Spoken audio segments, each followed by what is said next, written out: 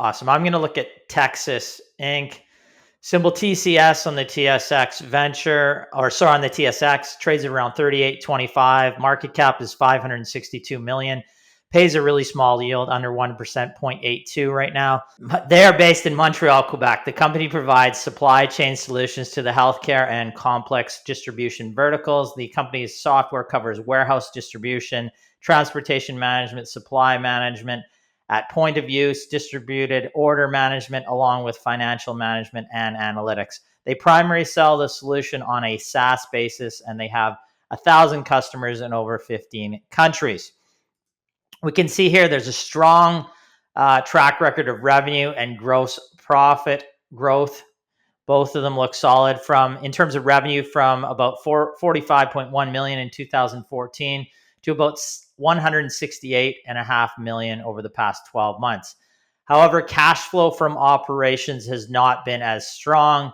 While the company continually produces positive cash flow, it is lumpy from year to year, and there is not a significant growth trend over the past 10 years. Profitability is similar to this.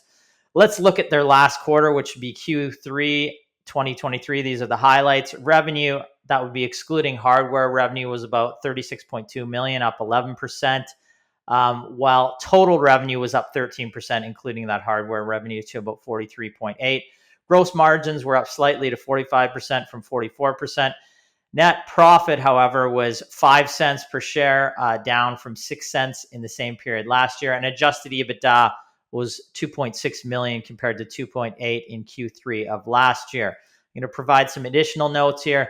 Tecsys, we've covered it for years. We don't recommend it at present, but it has a great balance sheet. It always shows up in our cash rich report, 32.2 million and roughly no debt. The SaaS revenue here increased significantly in that last period, which is of note and good to see, up 48% to 14.2 million. It benefited from about a 3% FX tailwind, and there was a revenue recognition of about 700,000 related to the completion of a product performance obligation. There was annual recurring revenue up 16% in the quarter to 87.2 million. Note here, though, SaaS subscription bookings measured by ARR decreased by 17% to 4.9 million in the quarter, down from 5.8 million in the third quarter of the previous fiscal year.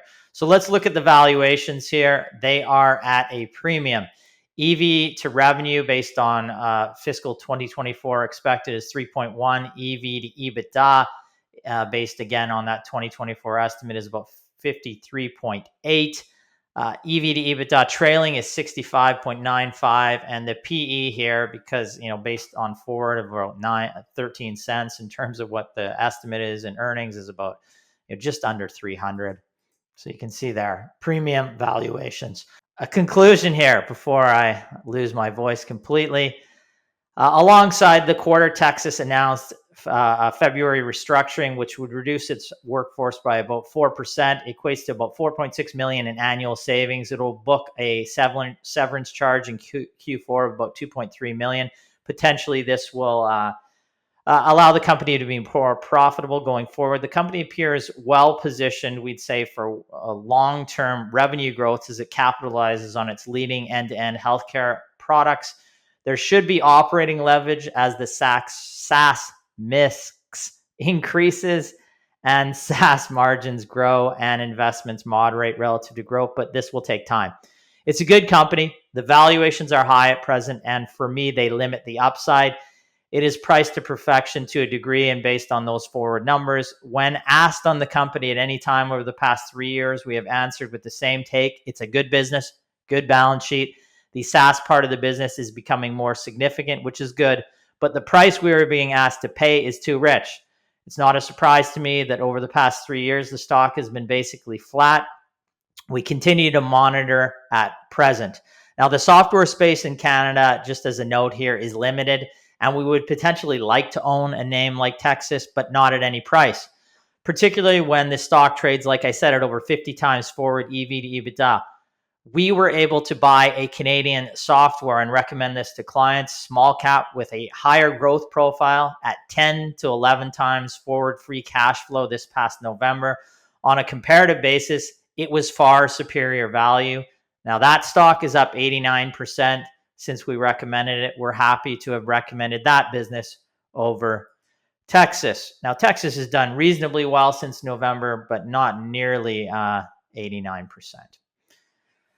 All That's right. good. And we've been following, I'll just say we've been following Texas for several years, and it's always had that Yep. challenge that the margin, the bottom line profit margin, they just never seem to be able to generate much in terms of earnings.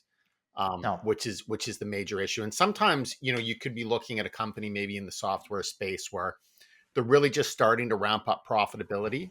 So the valuation will be high, but there's that potential for at least a period of exponential growth as they bring that bottom line margin up to a reasonable rate. But with Texas, I mean, it's been years that we've seen this. Yeah. I don't think that there's any, reasonable expectation right now that we're going to see the margin come up substantially. I mean, the company would really have to, you know, 5-6 times its share price or its earnings per share to really Yes. I think that's yeah. where we're at, and potentially it's a takeover target at some point, but even now it would have to be, bought by a firm that really saw a large growth runway ahead of them, because the valuations are high. Again, as the SaaS becomes more of a component, and we did see good growth in that in the quarter, it should have operating leverage. We should see higher margins going forward.